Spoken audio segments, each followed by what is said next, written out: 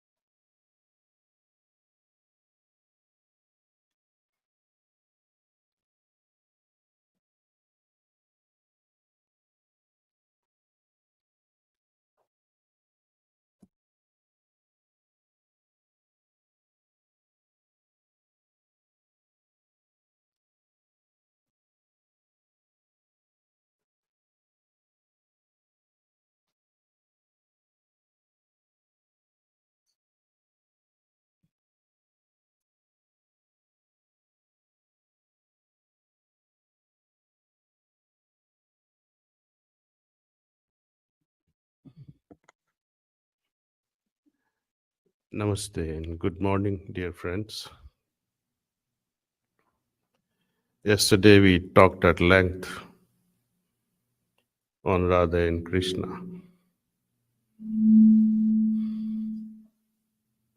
Today I would like to emphasize the importance of meditation, why we meditate.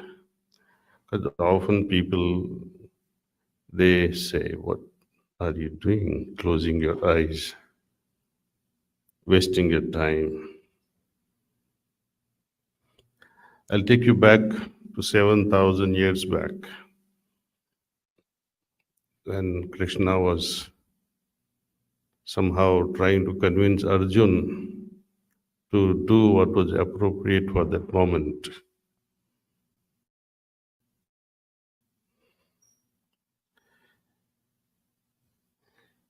He suggested that every living being, the human or an insect, everyone seeks comfort, happiness. And then he poses a question. Bhagavad Gita is all about questions and answers, dialogue.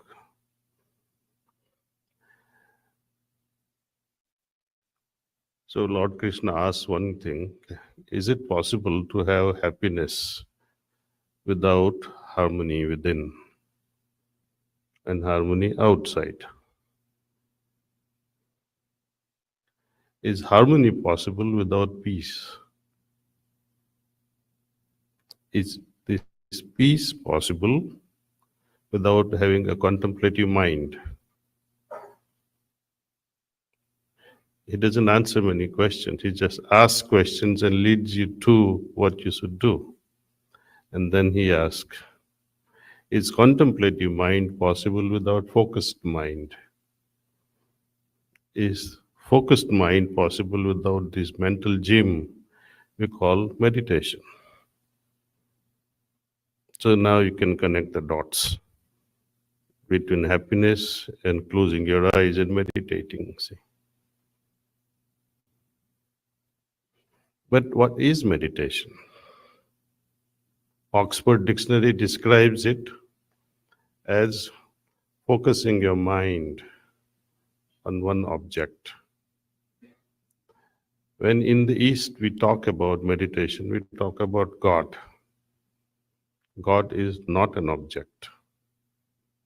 So that definition according to Eastern tradition, is wrong. It's loosely translated word, meditation, for convenience sake. The original Sanskrit word is dhyan. And if you split this word, etymologically speaking, it has two roots. One is dhi, another is yan. Dhi is ultimate wisdom. Yan means vehicle. Vehicle through which you can attain ultimate wisdom. That very process is called dhyan. Arriving at ultimate wisdom, is that the destination? No. We gain that level of consciousness to do something in this world. Forget the afterworld for a moment. If we don't lead a right lifestyle here, that wrong lifestyle will continue even after.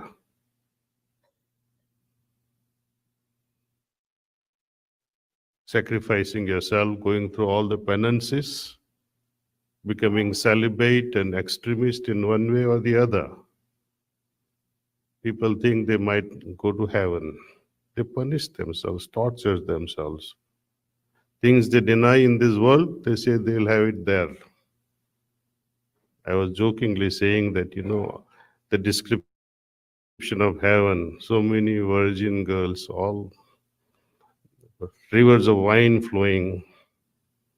Nobody writes so many, six-pack abs, man waiting for girls. It looks like this heaven description is written by men, not by women. And for that, they sacrifice everything here. They don't even look at other sex at all. Now, there are many traditions. You'll be surprised to know. If they look at the girl, then they would take a bath and do some fasting also. But in their backside of the mind, they expect virgin girls, not one or two, girls, there in the heavens. So that is hypocrisy of religion. They promise you something, but they want you to deny it here, have it there. Temptations. All religions, be it Hinduism, Islam, Judaism, is Christianity, without an exception, they have become too smart in enticing people and scaring people, enticing for heaven, scaring them of hell. What else is there in a religion? You do this, you'll go to heaven. If poor people were not there, who would you feed and go to heaven? Should you pray that may God send more and more poor people in this world?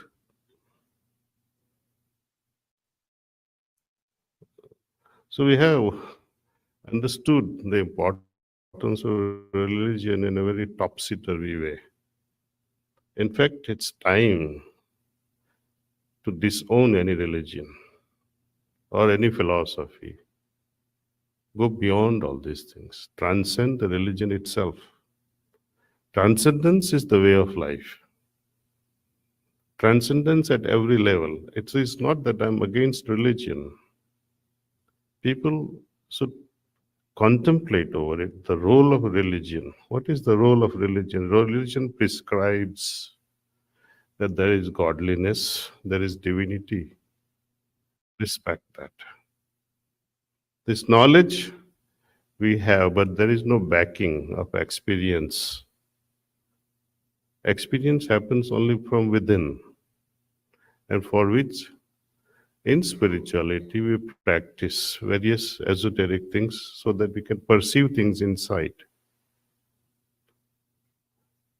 Now, if you think your experience is also everything, you're making a fatal mistake.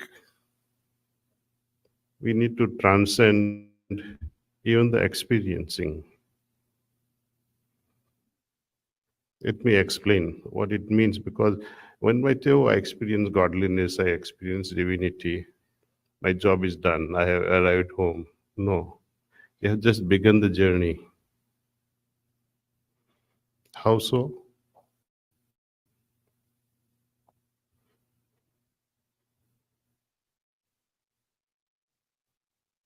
Suppose you are in a company of a very wealthy friend. For 3 months, you are on a private island and you enjoy that rich hospitality.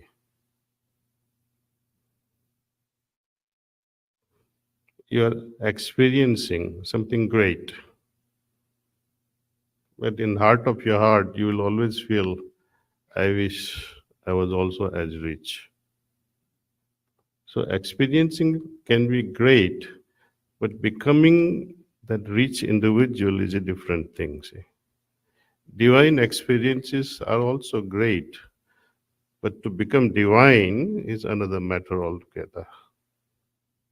So knowledge should lead us, or it should inspire us to. ये थोड़ा light कम कर देगा. Knowledge should inspire us to experience what I have inherited in the form of belief. And then, having experienced that thing, I must become that very experience. Divine experience leading me to become divine myself. And having come to that level, blissful state, now it is incumbent upon us to, and you will know it also in your heart that this is also too much. Let me let go of it. Because bliss too becomes a burden. Hindus, they talk of Satchitanand to its highest, as if nothing exists after that. But that's again a mistake, because having attained such a blissful state, you think you have arrived home. No, it is only preventing you. It is imprisoning you in a state of bliss. It shackles you with bliss.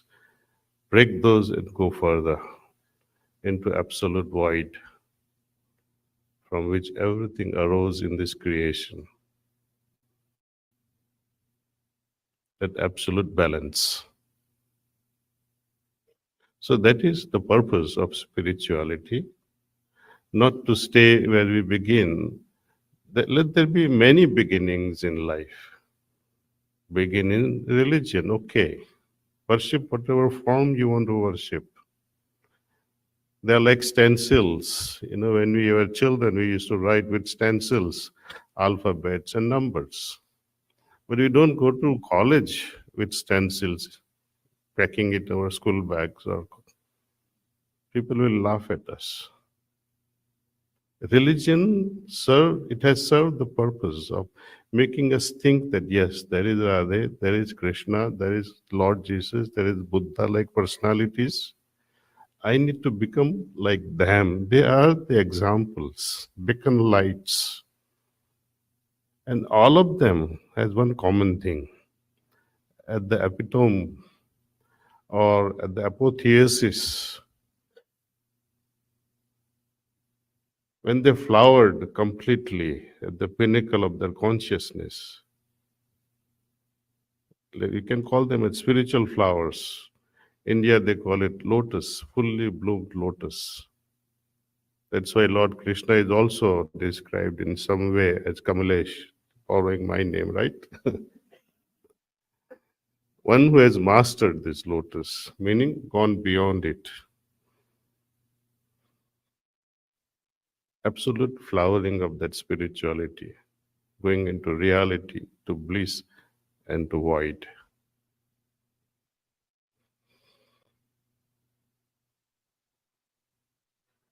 We should not get stuck. It's a continuous transcendence, a stage after stage after stage, and that only shows that spirituality is a path to infinity. From forms to formlessness. Can you imagine the form of Mother Radha? Can anyone get up and describe? Or of Lord Krishna, or of that of Lord Jesus? By seeing the actual form, no one could realize them. Imagine the recent phenomena 2000 years back, Lord Jesus. People who were rubbing shoulders with him actually crucified him, killed him.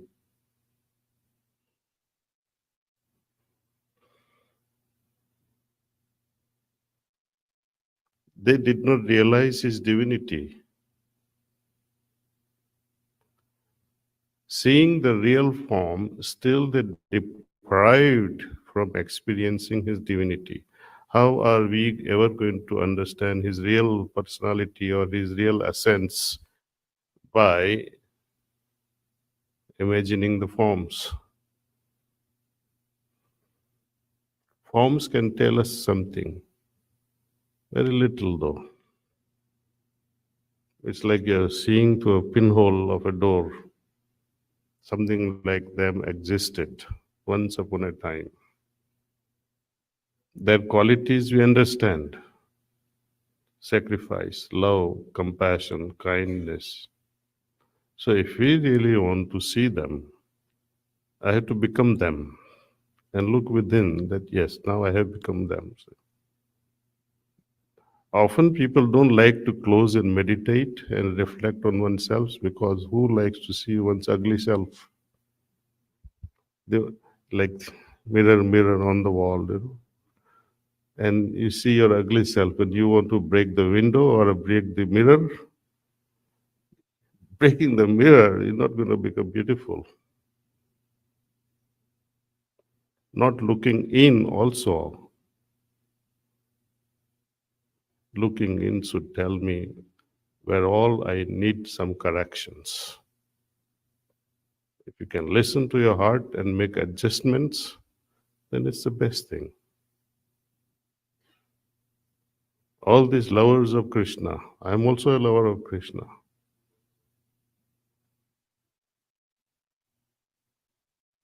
Imagine Lord Krishna is with you for 1 week. You will say, ये कब जाएगा साला? कुछ करने ही नहीं देता है मुझे.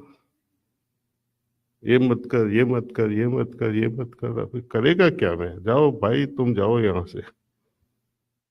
है ना? ऐसा होगा ना?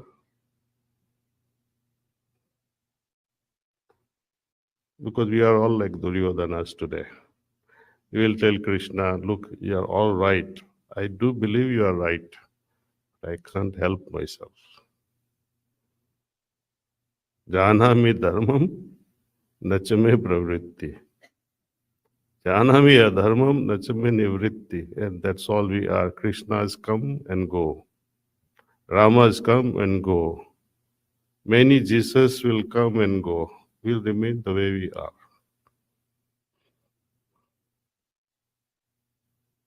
Unless we start making those adjustments, refinement, changes, and that's what we call evolution. Every evolution needs efforts. It's not an easy job. Without effort, you cannot arrive at effortlessness.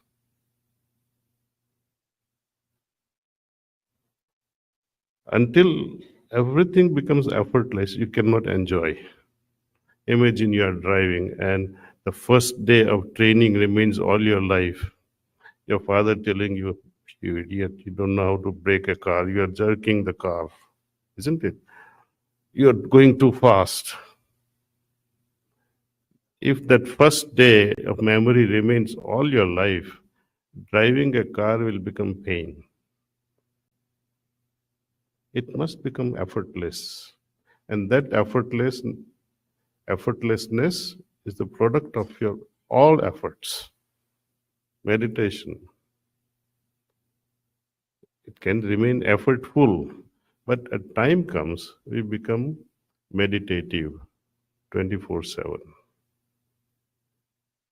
Unless and until we meditate for a few minutes every day, that meditative state of mind cannot arrive. It can never be arrived at. And without meditative mind, you cannot have a creative mind. If you see the lives of all these great scientists, for example, Sir Isaac Newton, what was he doing when he realized the principle of gravitation? He was relaxing under the apple tree. Relaxing here is important. See. Apple fell and he said, why didn't it go up? Question arose in him, and there was gravitation. Mrs. Einstein's number one problem for her. Moment Einstein goes in the bathroom, God knows when he'll come out. He would sit in the bathtub for 2 hours making his notes. And by the way, he was completely vegetarian. Madame Curie, it was her composed mind, calm mind. You know the revolution in organic chemistry, Kekule's benzene structure. How did he discover? In a semi-sleep state, when he was dreaming, it arose in him in that state of consciousness. Snake, mouth of a snake, capturing the tail of another snake, the mouth capturing another, and that's how the 6-carbon structure came. And that changed everything, see.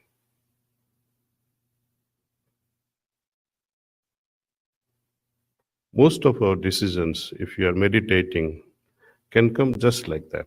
Just, the difficulty is also arising, what to do next. It's because it's child's play. For example, what career should I pursue after my graduation? What sort of a job should I take? Should I do a job? Should I do a business? All these answers can come very crystal clear once you meditate. Even things like whom to marry. These are all crazy decisions, right? Where you pull your hair. Is this way of life good for me or this way of life good for me?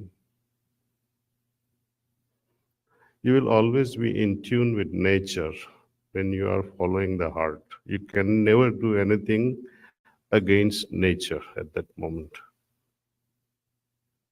So, meditation, arriving at that calm mind, to a creative mind, to a discerning mind. Discerning mind tells you what to do, what not to do, especially what not to do. Life can be beautiful, say.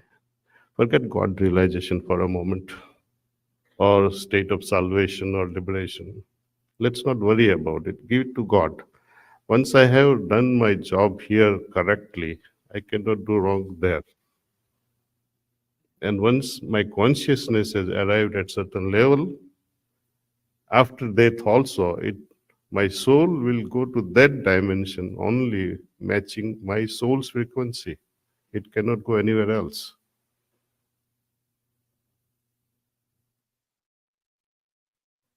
So I encourage all our friends here, please, please, please meditate. Start meditation if you have not started, and meditate intensely and rigorously like nobody ever did. Passionately, be full of passion. Thank you. Can we meditate now, or you have something else?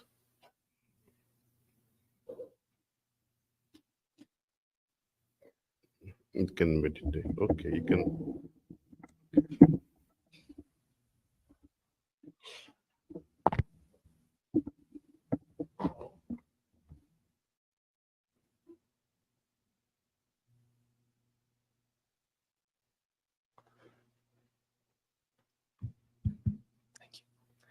Let us all now prepare for meditation.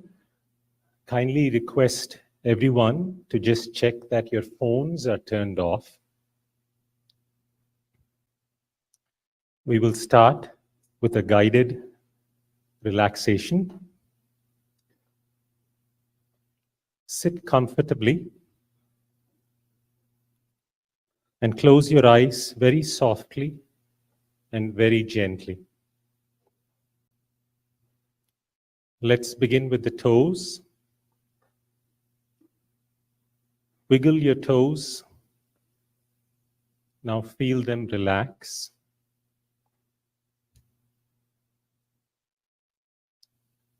Relax your ankles and your feet.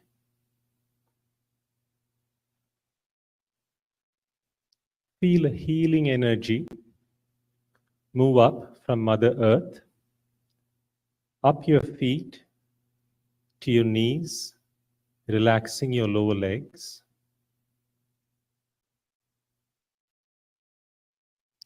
Feel this energy move up your upper legs, relaxing them.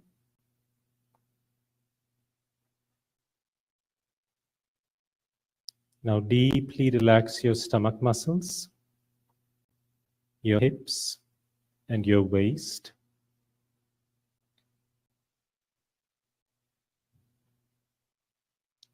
Relax your back. From the top to the bottom, your entire back is now deeply relaxed.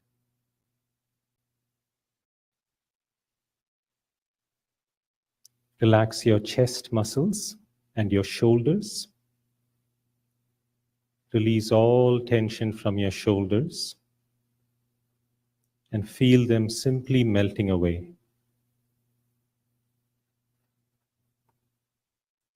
Feel this energy move down your arms, relaxing your arms, your forearms, all the muscles in your hands, all the way to your fingertips.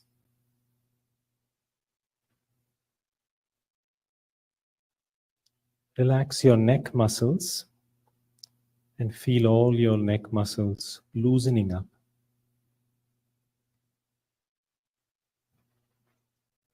Bring your attention to your face. Relax all your facial muscles and all the way to the top of your head.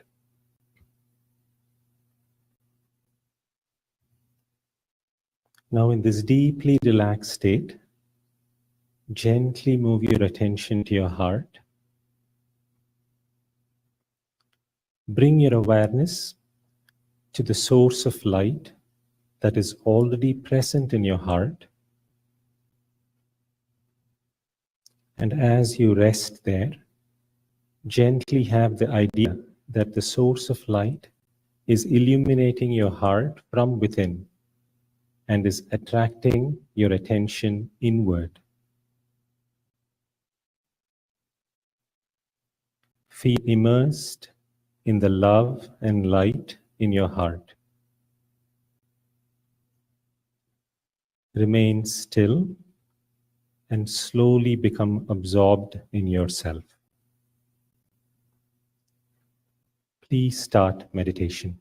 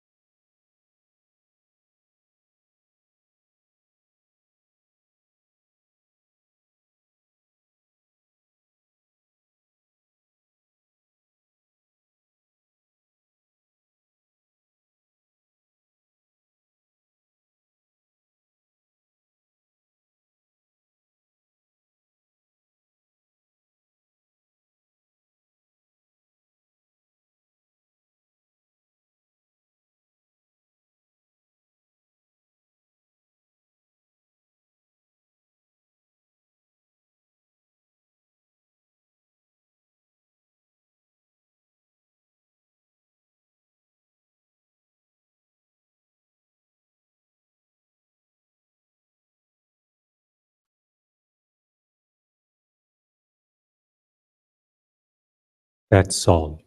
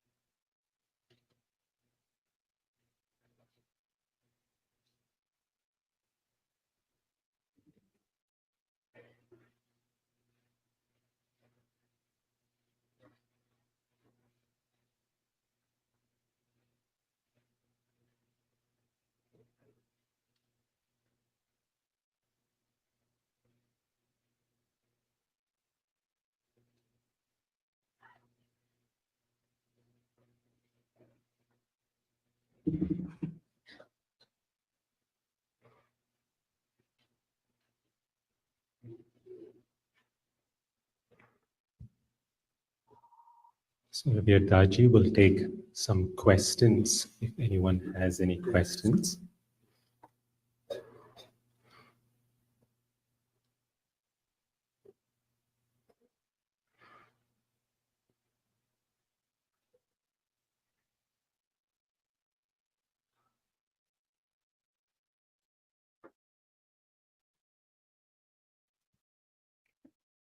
Wanted to know what are the different stages in the meditation process, how we can be continuously improving in our meditation process.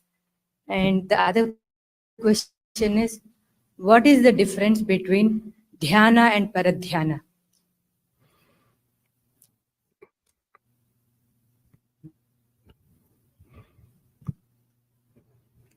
To me, theoretical questions really doesn't lead us anywhere. What are the stages of dhyana or meditation? If I describe that, how will you ever benefit?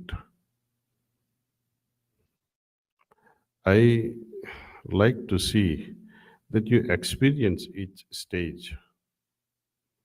Once you are at one stage, automatically another stage opens up. So experience it yourself, because all these meditative states are difficult to describe in words. When I say I had a lovely ice cream, how would you know unless and until you had the same ice cream before? And if you had the same ice cream before, why should I describe it to you now? It's all useless discussions. And about your second question, dhyan and paradhyan, I have not heard this before. Maybe you can enlighten me on that.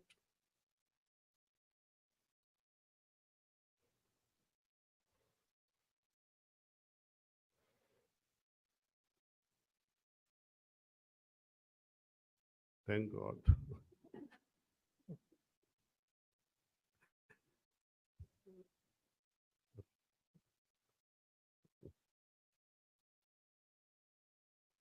Mm.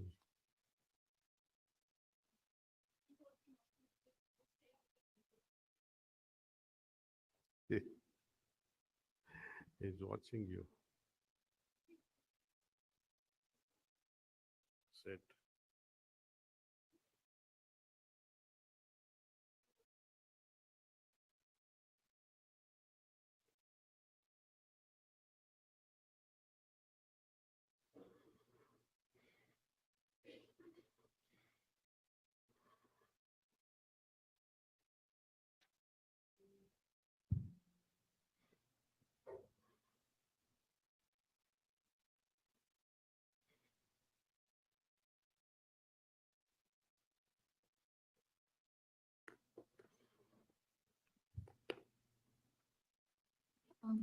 Hi, Daaji.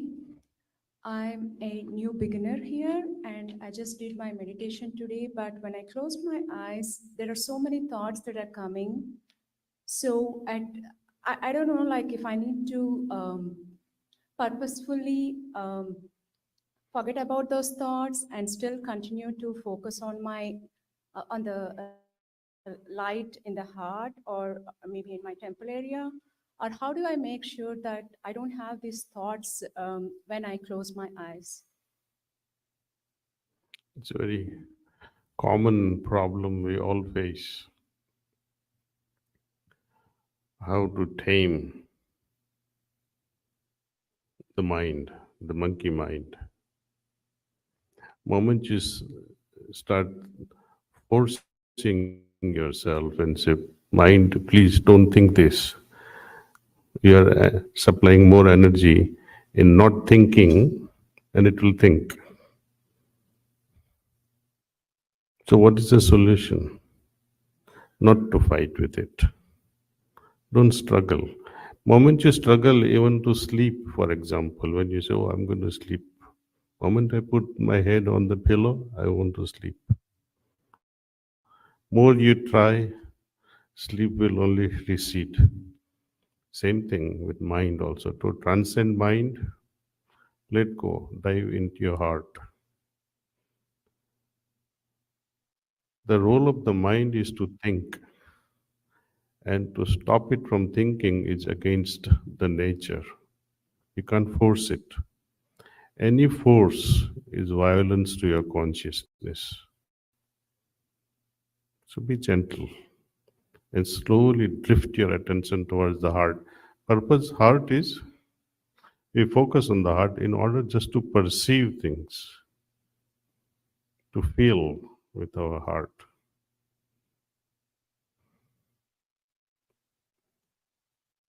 Sit out of 24 hours, average 8 hours you spend sleeping. And what do you do remaining 16 hours? While doing your dishes, for example. Why the hell is he not helping me? I have to do these dishes. You're doing something, some other thoughts come. When you're working, some other thoughts of the home comes. You're never in the presence, never ever. So learn to do one thing at a time, fully absorbed completely. We have to train our mind during other hours. Only then during meditation you will have a disciplined mind. If you let go of the mind during rest of the hours and now you want to train the mind during meditation, it's not going to happen. But slowly and slowly as you practice, I I'm an example in front of you. I started when I was 18 years of age. These problems were there. In the beginning, I didn't have thoughts. It's only later on I started, as more and more cleaning was happening from my subconscious, they would rise. But then I would not worry too much. Let them come and let them go. What is important is not what happens in meditation, but what happens, what you become at the end of meditation. You go through the turbulence. When you're in a flight, Dallas to wherever, or from wherever to Dallas, and there are turbulences, do you think of jumping out of the window? Don't terminate your meditation. Continue with the turbulence. See what happens at the end of it. Your mind will always be calm and peaceful at the end of meditation. So go through this turbulence. Later on, you'll complain to me, Daaji, nothing is coming here. It's all empty. An empty mind is the best mind, see. It's more creative.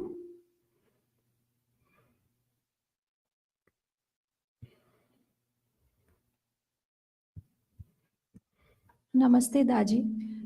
They say meditation makes you calm, grounded, loving, and giving. But what if one wants to become bold, courageous, and stand up for themselves and face struggles and not find solace in running away? What if being kind, polite, nice at this point is just exhausting? How do you come? And the second part of my question is, how do you come back after exhaustion from repeated patterns of small and big traumas? Well, beat the hell out of him if he's troubling you.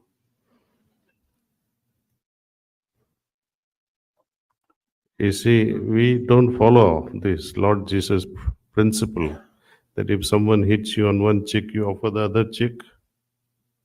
No. You have to go offensive afterward.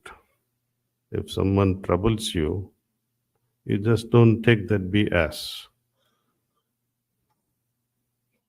Become aggressive. Don't let anyone take advantage of you. Don't say, I'm following the principle of Mahatma Gandhi, non-violent approach. In today's world, it will not work. Pretend to be angry, pretend to be violent, but you're not violent. I'm saying pretend. Did you see the Ronald Reagan therapy? He said we have Star Wars and Russia cool down. Say, we didn't have anything. You can always say, I got some secrets of you, my dear. I can expose you. You have no secrets, but don't be troubled. This is generic.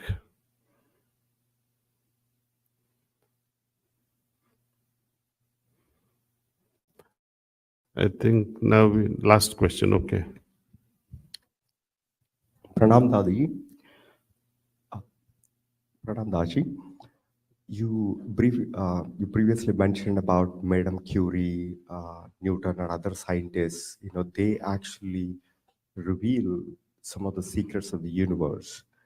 But what we are not sure is, so in that context, should we train all ourselves to pursue excellence in something that we're passionate about, like be an entrepreneur or be a scientist, be a teacher, be a dancer, or and then meditation becomes a prerequisite to that, or is a tool that helps you achieve excellence? Or if you are already pursuing excellence, you're already in the meditative state? Well, you know this term, yogaha karmashu kausalam. So that, your readiness to do things perfectly, your willingness to do things perfectly takes you forward, say. Suppose at your work, you are escaping certain things. Your boss may not know, but deep in your heart, how would you feel? So there has to be completion, conclusion, anything that we start with perfection. This tendency to perfect our work will come only when you are proud of yourself. It's a positive use of your ego.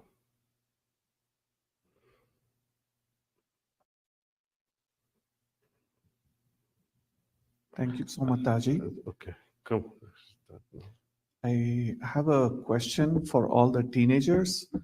What is your advice to the teenagers?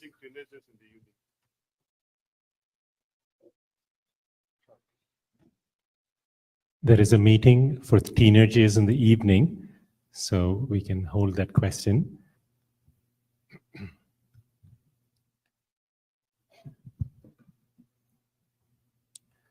Thank you, Daaji.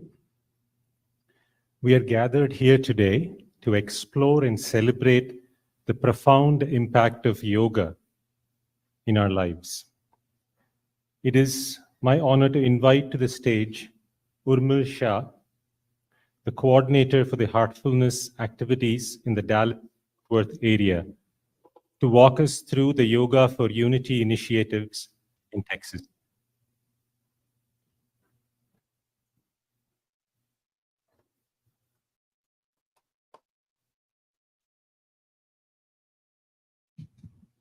Thank you, Prem. Respected Daaji and esteemed guests. Oops. That was quick. Can you hear me? Okay.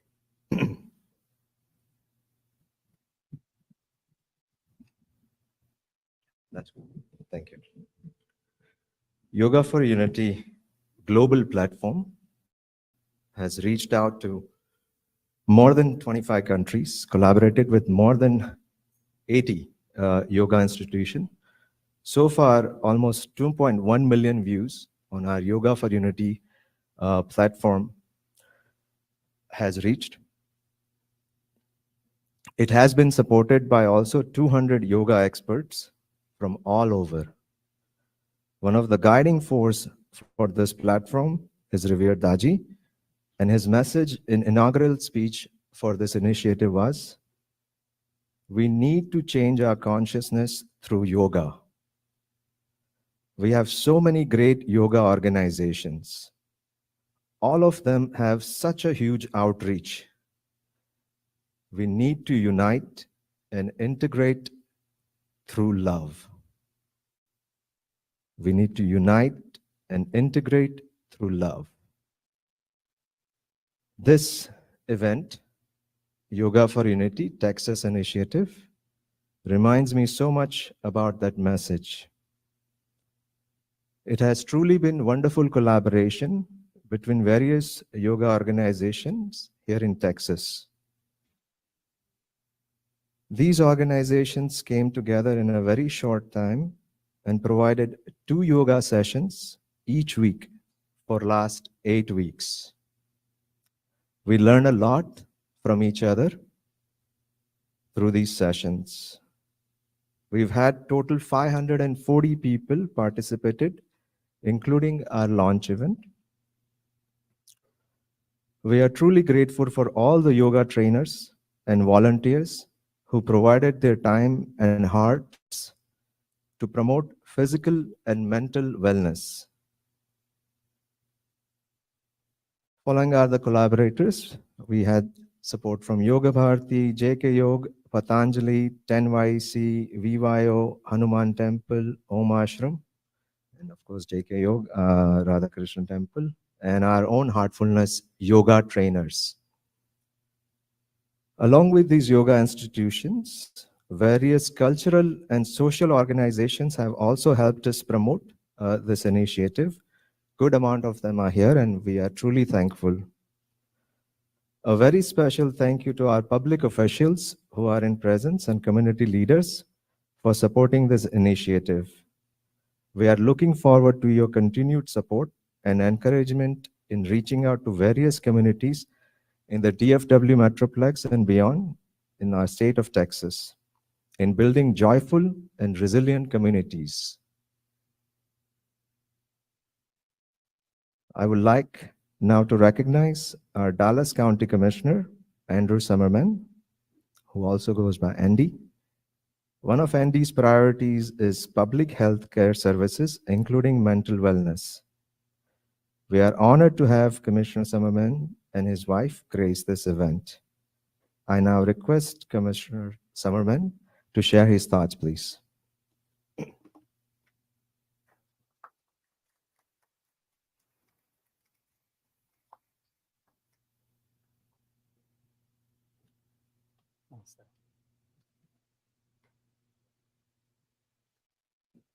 I'm honored to be here.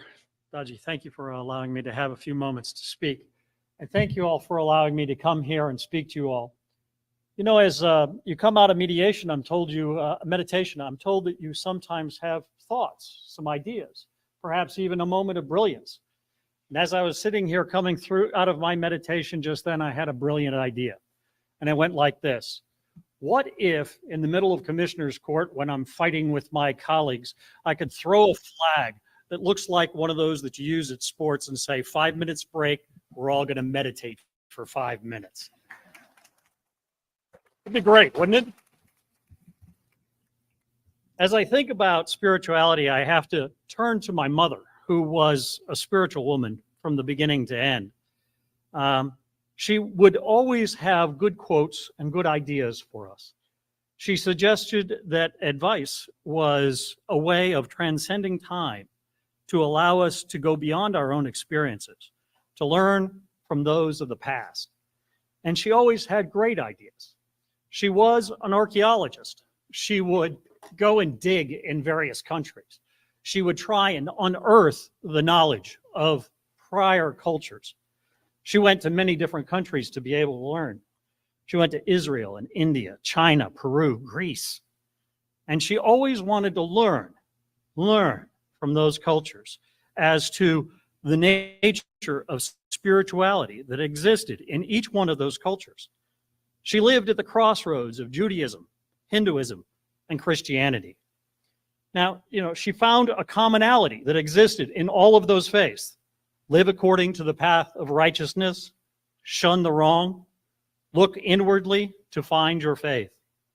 She acted in such a way too and passed that on to me as well.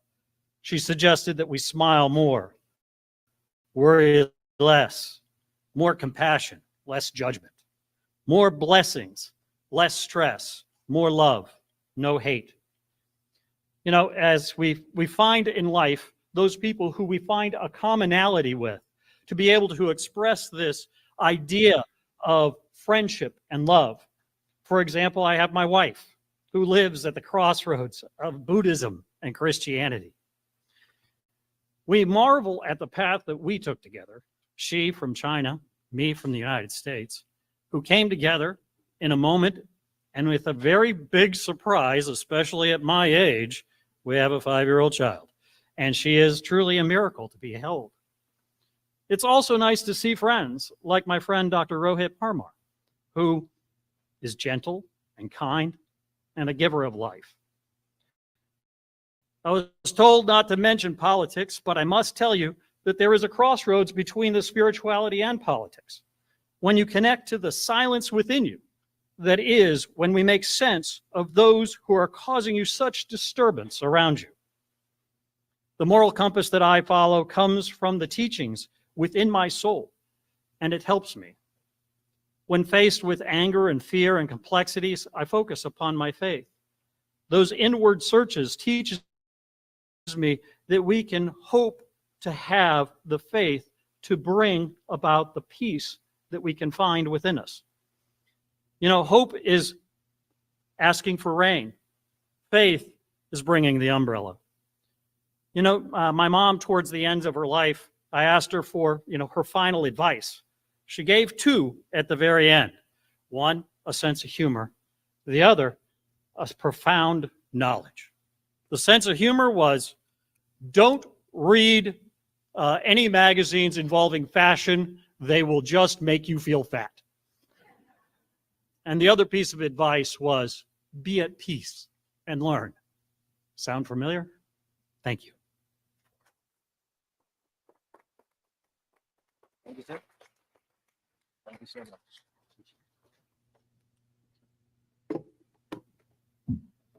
Thank you, Andy. This was wonderful talk. Now, I would like to recognize County Commissioner Susan Fletcher. She's been serving for last 30 years this community. Susan supports and encourages various initiatives. She represents approximately 250,000 constituents covering Frisco, Prosper, Salina, McKinney, Northwest Plano, along with the surrounding incorporated areas. We are truly honored with her presence here. I request Susan to share her thoughts now.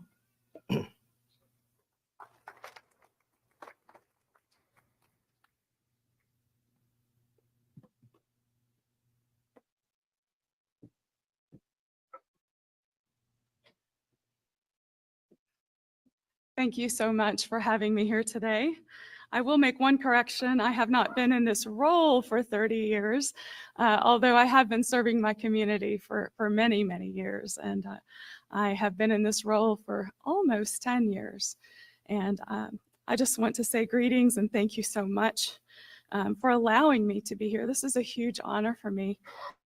I'd like to extend my heartfelt thanks to the organizers of this event, including the Yoga for Unity, Youth Unite, Radha Krishna Temple, and my good friend Sangeeta Datta, she's in the audience here, who reached out to me and asked me to join you here today. I truly look forward to coming to these events. These are such encouraging and peaceful times. And I look back as I consistently found them just to be a delight to join you. And honestly, that's the point. This is by design. This is the lesson that we must all keep learning. In our Western minds, you see, we have these thoughts, and I consistently have found them to be so peaceful to come here, that these thoughts that we have reduce us to overcommitting. We can be so overwhelmed in our daily lives, the stress, and about not being able to accomplish all that we put on our own plates. Other people put things on our own plates. We literally daily set ourselves up for failure. And we do this to ourselves. And when I come here and I participate in meditation or yoga, it draws me back to a place of peace and turning that around and challenging myself to live and to be and to exist and to become better. So today has been a blessing already, just for the short time that I've been here. You know, we all have the same 24 hours in every day, but I've noticed that when I approach each day with thankfulness and openness and optimism, it's not only improving my own circumstances, but it can also improve the circumstances of those that are around us, because our own attitude can impact those that are around us. I will say, like the commissioner before me, there are many times where I do just want to stop and say, everyone calm down. Can we stop and meditate? Can we focus on doing governance? This is why we're here. We don't want to lose the confidence of the people that have put us here. We want to serve the people that put us here. And I know that's my heart, and I feel that is Commissioner Summerman's heart as well. So it is so important for us to just stop and listen and do what we can to positively impact those that are around us. You know, in my faith, one of my pastors used to say, the last place of your body to get saved is your right foot, because we get in the car every single day. And when we're driving, that's where it comes out. And you don't know, those people that are driving around you, when they cut you off in traffic, you don't know what kind of a day they've had. They could have just gotten fired from their job. They may be going through a divorce. But if we respond in kind, we're continuing that, we're passing that on, and we're growing the negativity. But I try to live each day in a way that if I can just give a smile, if I can help someone, if I can encourage someone, you can be that change. And so that's my word for you today, is to be the change. You know, when those things come from the world that drag us down, stop for a moment, meditate, be the change, and impact the world in a greater way around you to make it better. So I do have here a proclamation I would like to present in recognition of this day and why we are here. So in recognition of Yoga for Unity 2024 International Yoga Day, with special guest, Heartfulness Global Guide, Daaji. Thank you. So whereas the Yoga for Unity International Day of Yoga endeavors to connect with a larger global community to promote holistic health of the body, mind, and soul, and whereas Yoga for Unity is an initiative that provides for authentic yoga instructions to collaborate and create awareness of the accessible resources and teachers of yoga, and whereas distinguished special guest and unifier pioneer guide, Kamlesh D Patel, fondly known as Daaji, graciously blessed the Yoga for Unity International Day of Yoga attendees with a personal address and special session called Dhyan with Daaji. And whereas the practice of yoga is over 5,000 years old and is one of the oldest known physical disciplines, with the word yoga meaning to join or to unite, symbolizing union, connectedness, and oneness.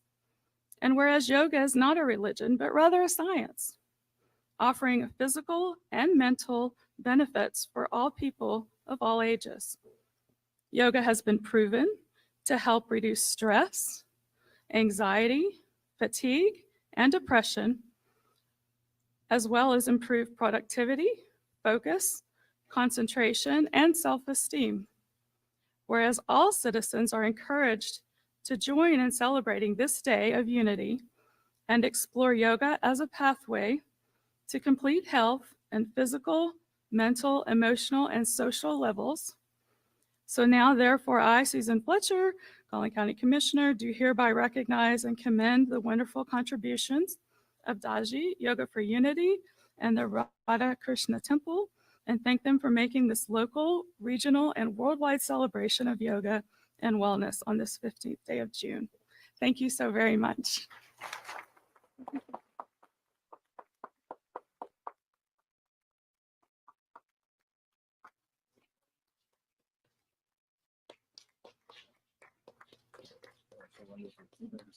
I have additional copies for the organizers. Thank you.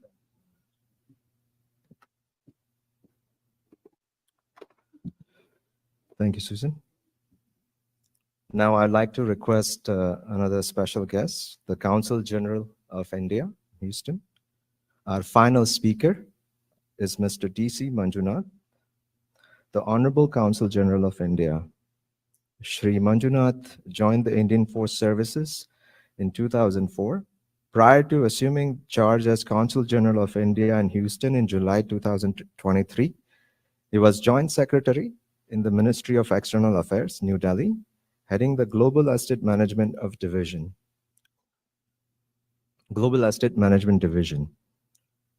He has played a significant role as part of the team which got the International Yoga Day resolution adopted at the UN. Now I request Shri DC Manjunath to share his thoughts.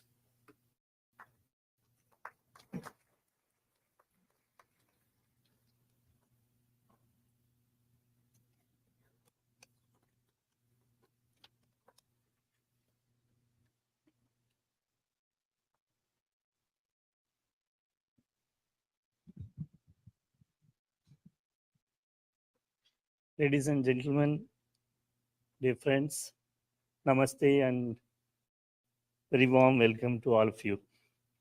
It is my pleasure to join all of you to celebrate the 10th International Day of Yoga, an event that resonates deeply with the heart and spirit of India, I must say that, as Indian Consul General.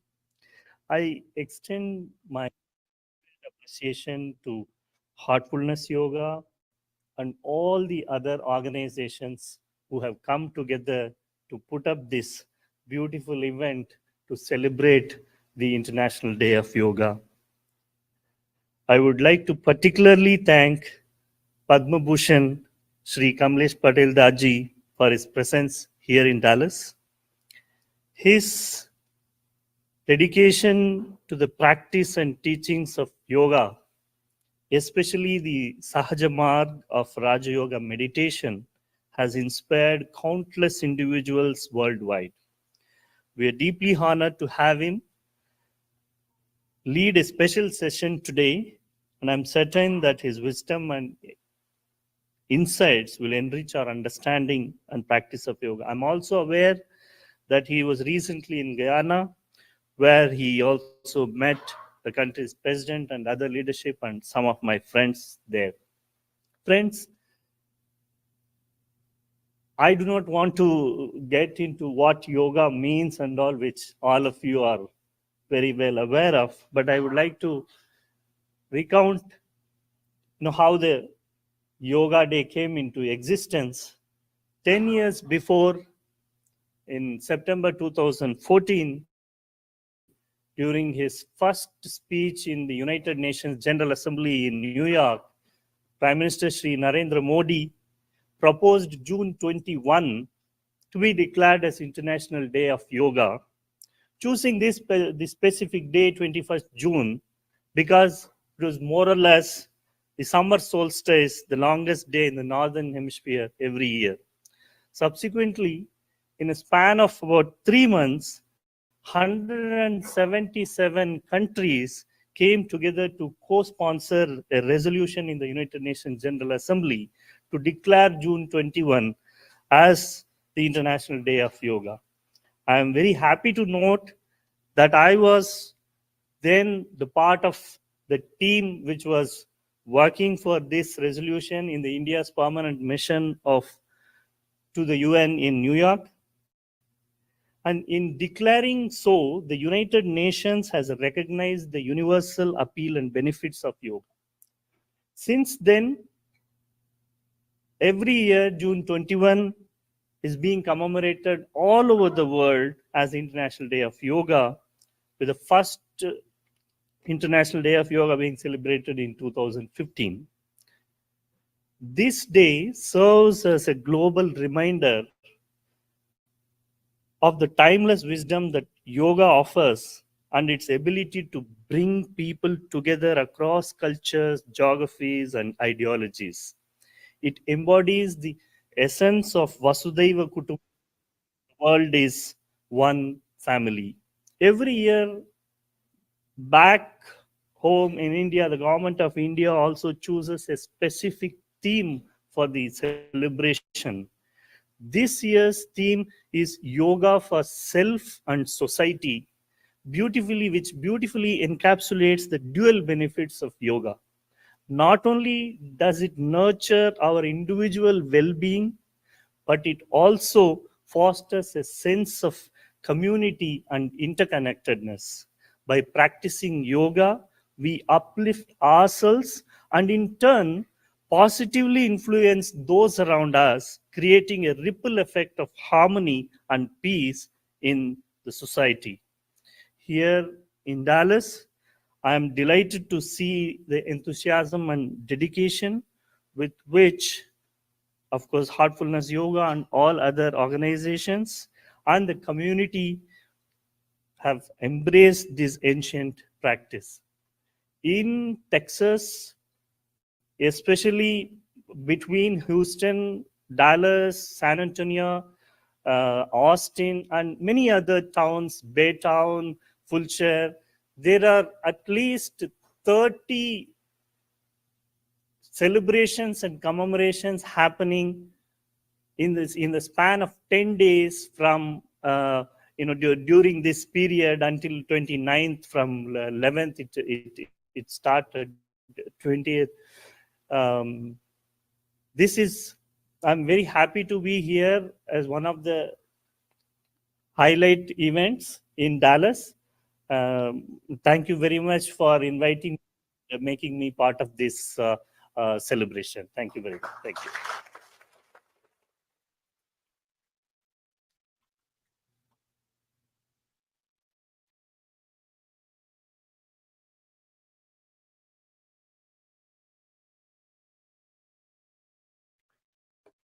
Thank you to our distinguished speakers for your insightful talks and the powerful messages you shared today. Your words were truly inspiring, and we look forward to future collaboration and building on the ideas you presented. Emotional, mental, and spiritual fitness, much like physical fitness, requires sustained practice and daily investment.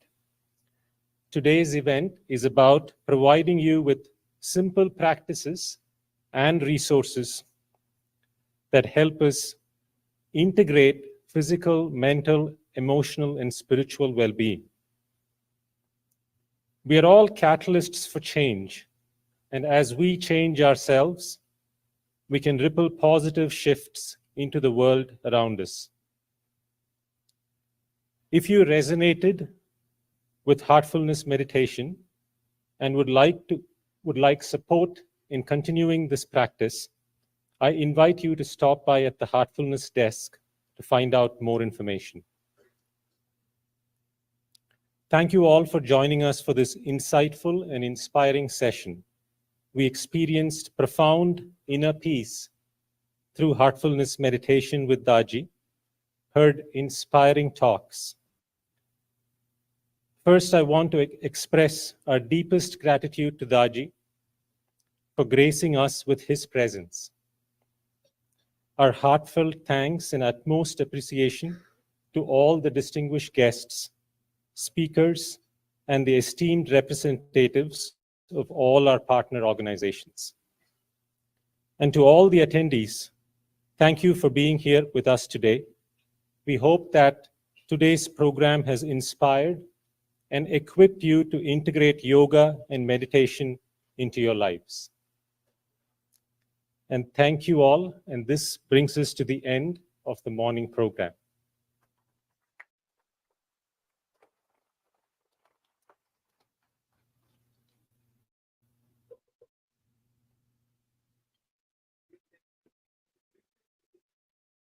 We request all to please remain seated until revered Daaji leaves the hall.